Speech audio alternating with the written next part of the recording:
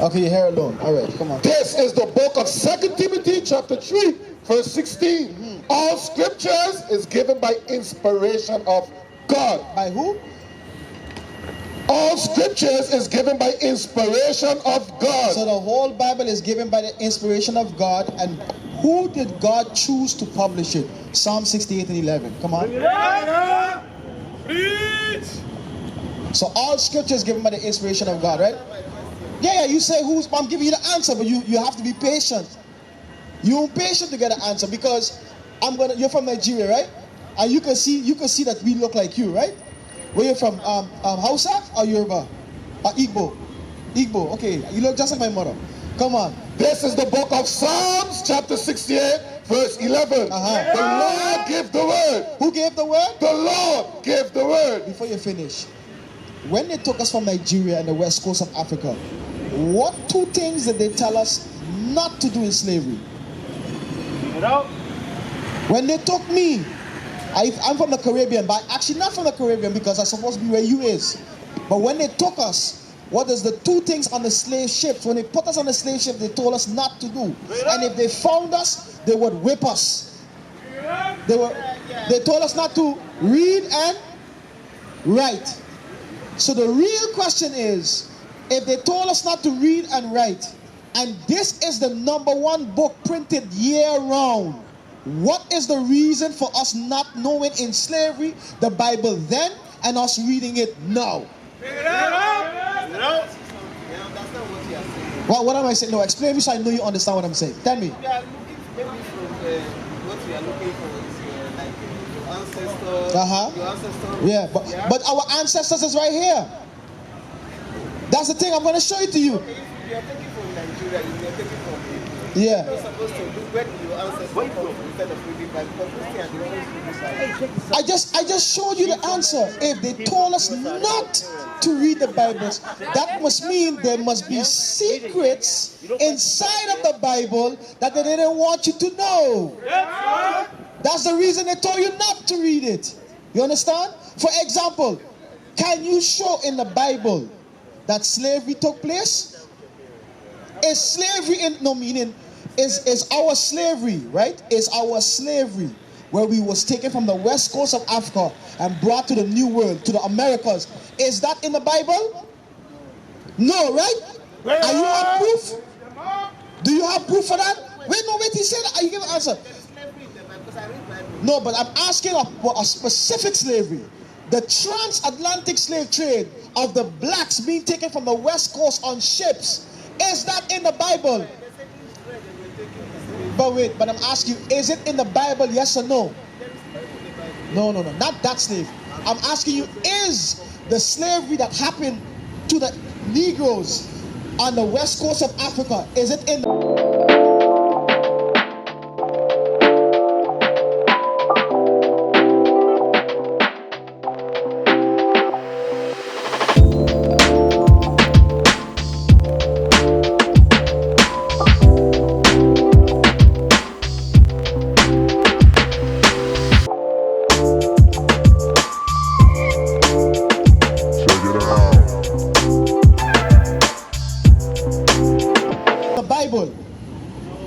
You said what, brother? He said, okay, you don't know, but how come you don't know? Let's get it, Deuteronomy 28. Yes, but the brother said, our slavery. Says, I'm talking to you about our slavery, not about any other slavery. I'm being specific. It's a yes or no. He just be plain. He just be honest. He said, you know what? No, it's not in the Bible. Do you have proof that our slavery is not written in the Bible? Okay, good. All right, let's go. It's the book of Deuteronomy chapter 28, verse 68. No, verse 15. Verse 15. Yeah. Actually, go to 68, you're right. Go to 68 first. Actually, 1 and 15. And the Lord shall bring thee into Egypt again with ships. So the Bible says, Moses, one of the curses of Deuteronomy chapter 28 says, the Lord shall bring us into Egypt again. How did we leave Egypt the first time? We walked out of Egypt, right? Through the Red Sea into the wilderness. So the Lord said we shall bring us into Egypt again with... And the Lord shall bring thee into Egypt again with ships. Okay, now we're going to find out, according to the Bible, what does Egypt mean?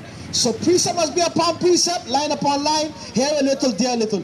Let's go, Exodus 20 and 2. Come on. This is the book of Exodus, chapter 20, verse 2. Come on. I am the Lord thy God, which have brought thee out of the land of Egypt, out of the house of bondage. Out of the house of bondage. So Egypt is a synonymous word, a similitude for what? Bondage, captivity, or slavery. Back to Deuteronomy 28:68. This is the book of Deuteronomy, chapter 28, verse 68. Come on. And the Lord shall bring thee into Egypt. Wait, what's Egypt? I want to make sure you're listening. I'm not going to just say everything for you. Egypt means, according to Exodus 20 and 2, means what? Bondage. Wait, I'm just asking you. It means what? I gotta make sure you guys paying attention. Okay, come on, Exodus 20 and 2 again. This is the book of Exodus, chapter 20, verse 2. We ain't gonna let this fly over your head. Come on. I am the Lord thy God, which have brought thee out of the land of Egypt, out of the house of bondage. So what is Egypt? The house of?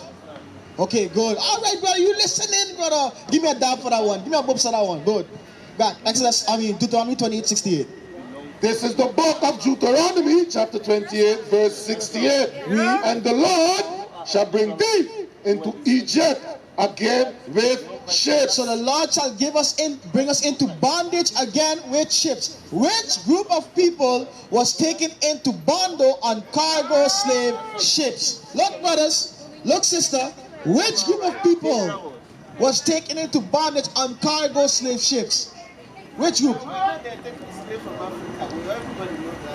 Yeah, but wait. You just couldn't prove that it was in the Bible. Right. Because you saying how you know it's real. Our slavery is written right here. That's how we know the Bible is real. Because before it actually happened, now go to verse 15. Moses prophesied to our ancestors and he said, listen here. Your descendants is going to pay a price for breaking God's laws. That's why we know the Bible is real. The reason they didn't want us to read the Bible, because we would have read our own records. We would have read, oh my God, this is why you're taking me on the ship. You're taking me on the ship because I broke God's commandments. Come on. This is the book of Deuteronomy. Sorry? What is the meaning of this now? Isaiah 45:17. Yeah, come on. We're going to show you right now. Isaiah 45:17. This is the whole... Okay, so this is the whole reason why we out here. Come on.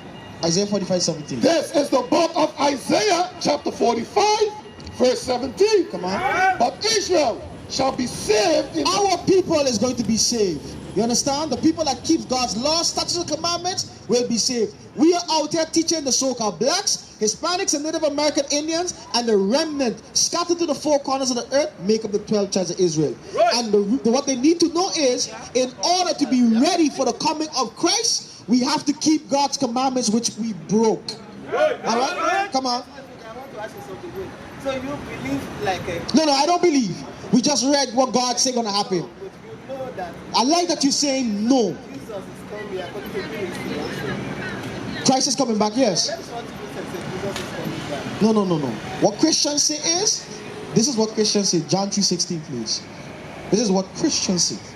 This is not what the Bible says. This is the book of John, chapter 3, verse 16. Come on. For God so loved the world, So God so loved the world that he gave his only begotten Son, that whosoever believeth in him should not perish, but have everlasting life. Christians believe Christ is coming back for all nations. That's not what the Bible says. Read it again. Come on. For God so loved the world. Who's the world he's talking about? John 18:20, please. Who's the world that he loved? All right? This is the book of John, chapter 18, verse 20. Come on. Jesus answered him, I spake openly to the world. He spake openly to the world, and now we're going to read which world that he's specifying that he's speaking to. Come on. I ever taught in the synagogue. Was all nations in the synagogues? No. Come on. And in the temple. And in the temple, was all nations allowed in the temple that Moses built, and Aaron, his brother, became the Levitical priesthood over? No. Come on. Where did the Jews always resort? Where all nations resort. Where did the Jews always resort? Now go to Isaiah 45. So for those who don't believe in the Old Testament, in the New Testament, we're going to the Old Testament now. Precept upon precept, line upon line.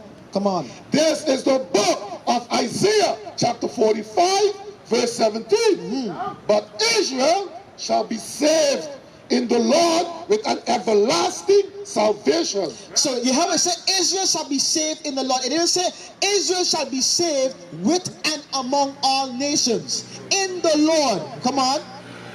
Ye shall not be ashamed nor confounded. You know why we're not going to be ashamed? Because when we wake up to understand what we did wrong and we come back to keeping God's commandments, you will start to read that the prophecy says the kingdom of heaven is only for us. That's why we're not supposed to be ashamed. Come on. Ye shall not be ashamed nor confounded. Okay. World without end. World without end. Because when God established the kingdom under David, he said, there shall not lack a man upon your throne. Christ is that throne. That's what he means. So when he established the throne under David, he said, look, there shall not lack a man, meaning Christ would be the one to establish the kingdom forever. Come on. Okay, so what do you want to ask now, sis? Oh wait, come on, my sister. Are you in the spirit? You know why? I don't see, but I'll come to. What is a nation? Nation is family. Nation is community. Nation is men leading by example. Nation is women's support. Nation is children with role models.